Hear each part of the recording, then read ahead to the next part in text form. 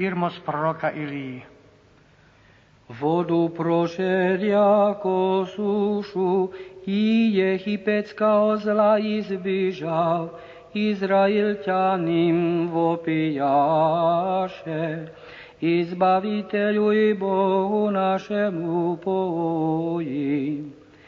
Nebesného kruha, verchotvorče Hospody, i cerkve zižditeľu, Ty mene utvrdi, vo ľubvi Tvojej, želaný kraju, vírnych utvrždený je, jediné člověkoľúbče. Услыша, Господи, слух Твоих, убояхся, яко неизреченным совитом Бог сей прислосушний, о диви пришел еси воплощся, слава снисхождению Твоему, Христе, слава силы Твоей.